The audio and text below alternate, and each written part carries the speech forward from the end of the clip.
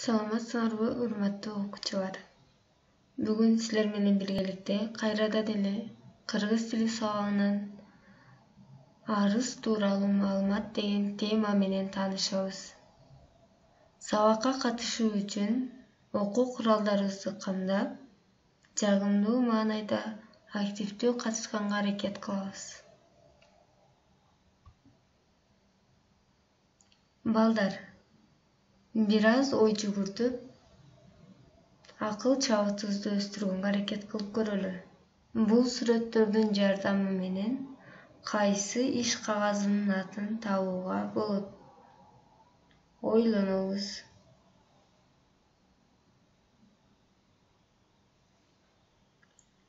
Азаматтар, биз буга чейин сөз кылган иш кагаздардын ичинен демек кулактандыруу деген иш кагазындагы атын атаганбыз.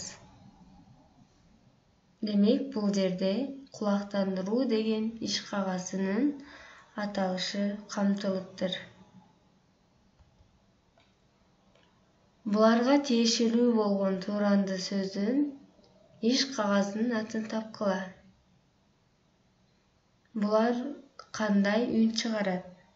Демек ошолордун жардамы менен иш кагазынын атын табат экенбиз. Урматтуу балдар, демек бул жерде арыз деген иш кагазынын аты камтылган.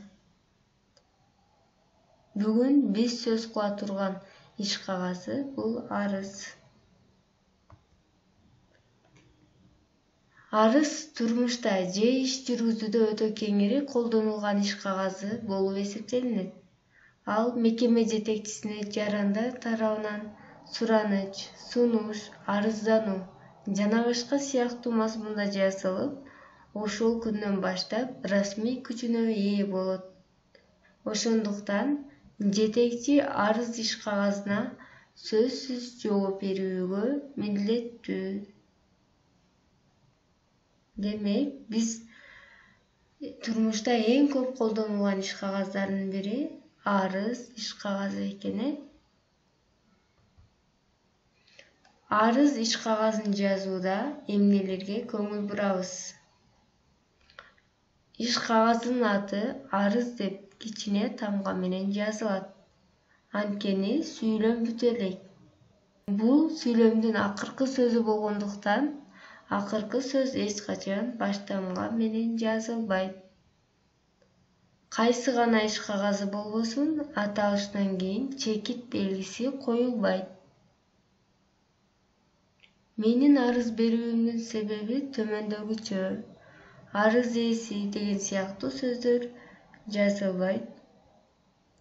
Датаны коюуда биринчи жылы, андан кийин күнү, айы жазылат.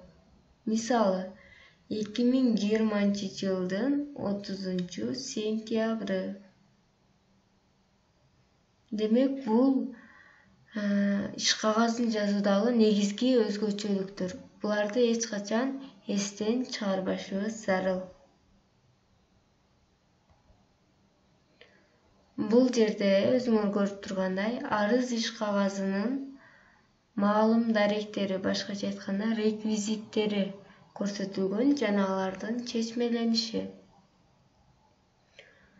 Биринчи мамычага, башкача айтканда көрсөтүлгөн биринчи орундукка мекеменин аталышы, жетекчинин кызматы жана аты жөнү жазылат экен. Андан кийин экинчиге арыз жазуучунун кызматы, аты жөнү. Үчүнчүдө иш кагазынын аты. Арыз деп баарын кичине тамга менен жазабыз, же болбосо компьютерден терип жатканыбызда баардыгын баштамга менен жазсак туура болот. Төртүнчүгө текст, эмне үчүн арыз жазып аткандыгыбыз тууралуу тексттин мазмуну кетет. Бешинчиде кол коюлат, алтынчыда арыз жазган адамдын аты жөнү, жетинчиде дата. Датаны коюуда жогоруда эскертүү айтылган. Демек, биринчи жылы, күнү айы 2020-жылдын 30-сентябры. Бул жерде биз силер менен биргеликте арыздын бир үлгүсүнө токтолуп кетели. Мисал үчүн, биринчиде мекеменин аталышы жана жетекчинин кызматы аты-жөнү дегенбиз. Кара Суу районуна караштуу номер 13-мектептин директору Ж. Канибековго аталган мектептин 5-классын окуучусу Эралиев Мухаммедден. Экинчи орундукка арыз жазуучунун кызматы жана аты-жөнү дегенбиз. Андан кийин үчүнчүгө бул иш кагазын аталыш Эралиев Мухаммедден арыз.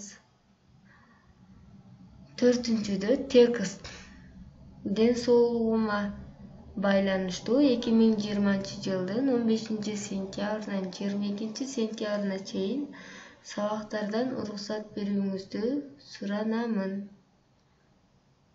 Андан кийин кол коюлат. Андан арыз ээсинин аты-жөнү жазылат. Андан кийин дата 2020-жылдын 14-сентябры.